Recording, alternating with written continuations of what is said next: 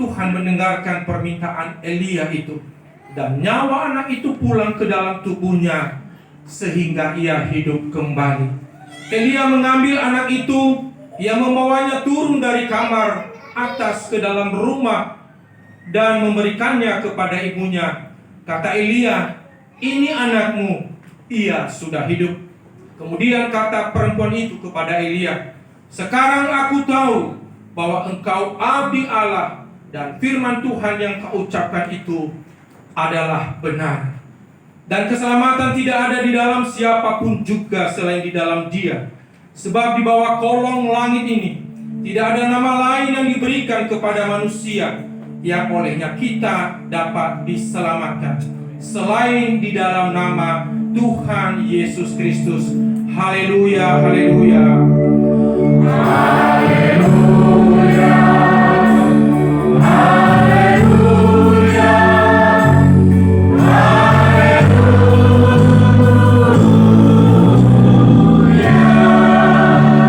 Bahan renungan kita atau bahan pemberitaan firman pada kesempatan ini bertepatan dengan Minggu Jubilate tanggal 8 Mei 2022, terambil dari Kisah Para Rasul Perjanjian Baru, Kisah Para Rasul ayatnya pasal yang ke-9, ayatnya yang ke-36 sampai dengan ayatnya yang ke-43. Kisah Para Rasul pasal 9 ayatnya yang ke-36 sampai dengan ayatnya yang ke-43. Kita akan membaca secara bergantian. Saya ayatnya yang genap, Bapak Ibu ayatnya yang ganjil. Kisah Para Rasul pasal 9 ayat 36 sampai 43, demikian firman Tuhan. Di Yope ada seorang murid perempuan bernama Tabita, dalam bahasa Yunani Dorcas. Perempuan itu banyak sekali berbuat baik dan memberi sedekah. Tetapi pada waktu ini sudah sakit lalu meninggal, dan setelah dimandikan, mayatnya diberikan di ruang atas. Lida dekat dengan Yope. Ketika murid-murid mendengar bahwa Petrus ada di Lida, mereka menyuruh 2 orang kepadanya dengan permintaan, "Segeralah datang ke tempat kami." Maka bertemanlah Petrus dan datang bersama-sama dengan mereka. Setelah sampai sana, ia dibawa ke ruang atas, dan semuanya datang berdiri dekatnya. Dan sambil menangis, mereka menunjukkan kepadanya semua baju dan pakaian yang membuat Dorcas waktu yang masih di situ. Tetapi Petrus menyuruh mereka semua keluar. Lalu ia berlutut dan berdoa. Kemudian ia berpaling ke mayat itu dan berkata, "Tabita, bangkitlah." Lalu Tabita membuka matanya, dan ketika melihat Petrus, ia bangun lalu duduk. Petrus membuka matanya dan membuat dia berdiri. Kemudian dia mengambil Roh Kudus beserta ganda-ganda, lalu menunjukkan kepada mereka bahwa perempuan itu hidup. Peristiwa itu tersiar di seluruh Yope dan banyak orang menjadi percaya kepada Tuhan sama-sama. Kemudian dari itu Petrus tinggal bersama hari di Yope, di rumah seorang yang bernama Simon, seorang penyamar kulit. Mari kita berdoa. Benar Tuhan, nyanyian yang kami lagunkan pada kesempatan ini, bahwa hati kami rindu untuk mendengarkan firman. Dan kami semua yang hadir pada kesempatan ini membuka hati untuk Tuhan berbicara kepada kami lewat kebenaran firman-Mu. Dan biarlah Tuhan yang senantiasa juga yang akan menguasai hati dan pikiran kami, sehingga benar-benar ketika firman ini ditaburkan akan berakar, akan bertumbuh dan berbuah di dalam kehidupan kami. Berfirmanlah Tuhan, karena kami telah siap untuk mendengarnya. Amin. Amin. Shalom Ibu Bapak. Shalom. Ada sukacita? Amin. Saya sendiri juga bersukacita pada kesempatan ini, karena memang saya melihat dari orang tua Bapak Ibu, sekarang ini mulai jam 1, tapi dari tadi saya perhatikan tidak ada yang bersorak-sorak. Lalu ada sukacita, Amin, lalu amin. ada sorak-sorai, bernyanyi dengan penuh kesungguhan dan Amin. penuh sukacita. Ini luar biasa sekali. Bapak Ibu yang kasih dalam Kristus Yesus, tidaklah juga salah kalau pada minggu ini adalah Jubilate. minggu Jubilate, yang berarti bahwa bersorak-soraklah bagi Allah hai seluruh bumi. Artinya dalam minggu ini kita diingatkan bahwa sebagai anak-anak Tuhan, kita senantiasa bersyukur, kita senantiasa bersukacita dalam situasi apapun, karena kita yakin bahwa segala sesuatu yang Tuhan perbuat dan rencanakan dalam kehidupan kita adalah baik adanya. Amin saudara. Amin. Bapak Ibu yang dikasih dalam Kristus Yesus, yang menjadi tema pemberitaan firman pada kesempatan ini adalah kuasa Tuhan membangkitkan. Kuasa Tuhan membangkitkan. Bapak Ibu yang dikasih dalam Kristus Yesus, kita pasti pernah mendengar pepatah. Pepatahnya adalah bahwa gajah mati meninggalkan gading, harimau mati meninggalkan belang, lalu manusia mati meninggalkan nama. Pertanyaannya adalah, baik kita sekalian, seandainya Tuhan memanggil kita kembali ke tempatnya, lalu apa yang akan kita wariskan, apa yang kita tinggalkan kepada orang-orang yang kita tinggalkan? Nama baik apa yang akan kita tinggalkan seandainya Tuhan memanggil kita? Bapak Ibu yang kasih dalam Kristus Yesus, perikop pembacaan kita pada kesempatan ini adalah berbicara mengenai sosok perempuan yang dalam perikop kita ini adalah disebut sebagai murid Tuhan. Sosok itu adalah namanya Tabita, dalam bahasa Yunani adalah Dorcas. Dia inilah sosok yang unik. Kenapa unik? Karena ketika dia meninggal, banyak orang yang menangisi dia. Banyak orang yang merasa kehilangan atas kepergiannya. Bayangkan Bapak Ibu, seorang perempuan pada waktu itu yang kurang mendapat tempat di lingkungan masyarakat, tetapi dia merupakan sosok yang mampu menginspirasi orang bahwa dia adalah orang baik, dan yang dia tinggalkan adalah juga nama baik. Bapak Ibu yang dikasihi dalam Kristus Yesus, apa yang menjadi ciri khas dari Dorcas ini atau Tabita? Yaitu bahwa talenta yang Tuhan anugerahkan kepadanya bukan hanya miliknya pribadi, tetapi dia menjadikan sebagai alat untuk melayani sesama. Dan karena itu orang menjadi kehilangan, karena dia ini adalah berbuat baik. Dia menggunakan yang Tuhan berikan kepadanya sebagai alat untuk menyebarluaskan pelayanan dan juga untuk melayani sesama dengan memberi sedekah dan ikut serta di dalam pekerjaan Tuhan.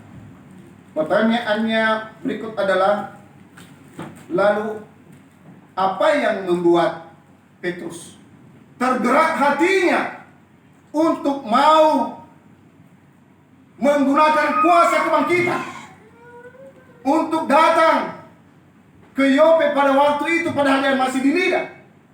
ketika ada yang datang kepadanya. Lalu kuasa kebangkitan itu membangkitkan Dorcas atau Tabita. Pertama adalah dia melihat sosok Tabita ini atau Dorcas adalah dia melayani sesama dengan penuh kasih. Sekali lagi, sosok ini melayani sesama dengan penuh kasih di ayatnya yang ke-36. Di Yope ada seorang murid perempuan yang bernama Tabita. Dalam bahasa Yunani Dorcas, perempuan itu banyak sekali berbuat baik dan memberi sedekah. Bapak Ibu yang kasih dalam Kristus Yesus, saya juga percaya bahwa ibu-ibu di Tangerang ini adalah, tadi sudah mulai dibuktikan dengan nyanyi depan, juga akan tampil menginspirasi juga yang lain. Amin saudara. Amin. Akan dikenang bahwa perempuan-perempuan di Tangerang adalah sosok-sosok yang terdepan untuk melayani Tuhan. Bapak Ibu kasih dalam Kristus Yesus, memang tidak salah. Pernah saya sampaikan juga bahwa ungkapan yang mengatakan bahwa di balik kesuksesan seorang pria ada sosok wanita di belakang. Maka kesuksesan pelayanan di tempat ini juga akan juga ditentukan sejauh mana para ibu-ibu ini bergandengan tangan untuk memajukan pelayanan. Amin. Kalau seorang Dorcas, seorang Tabita menggunakan berbagai talentanya untuk melayani Tuhan, memberi sedekah, maka kita juga sebagai anak-anak Tuhan, kita juga diajarkan untuk bagaimana kita melayani dengan penuh kasih. Melayani dengan penuh kasih itu berarti memang sekali lagi berat kelihatannya. Tetapi apakah kita tidak bisa melakukan? Kalau sosok Dorcas bisa melakukan, kita melaksanakan. Melayani dengan kasih bahwa kita tidak pernah mempertimbangkan untung rugi ketika kita berbuat sesuatu. Sekali lagi, kita tidak pernah memperhitungkan untung rugi ketika memberi sesuatu. Maka melayani dengan kasih, dengan penuh ketulusan, itulah yang ditunjukkan oleh Dorcas. Dorcas menggunakan talenta yang dia punya. Dia menjahit baju-baju janda. Dia bagikan itu kepada yang membutuhkan. Dia turut mendukung pelayanan pada waktu itu, sehingga benar-benar juga terlibat untuk turut menyebarluaskan kerajaan Allah melalui pelayanan-pelayanan yang disupport oleh Dorcas atau Tabita, sehingga dia dikenal juga sebagai orang yang baik hati dan suka bersedekah. Saya percaya sungguh bahwa kita yang hadir pada kesempatan ini, ketika nanti kita juga akan juga dipanggil oleh Tuhan, maka juga kita akan dikenal sebagai orang yang murah hati. Amin saudara. Amin.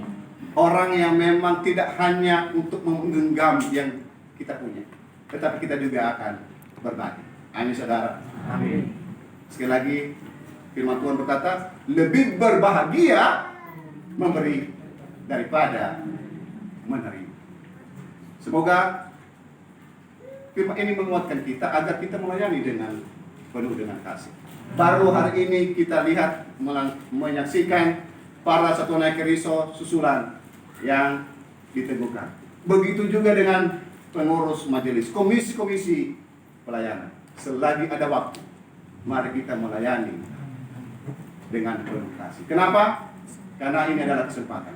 Kesempatan yang ada, mari kita gunakan untuk melayani Tuhan. Yang kedua adalah kenapa Petrus jadi tergerak dia untuk mau menggunakan kuasa kebangkitannya itu.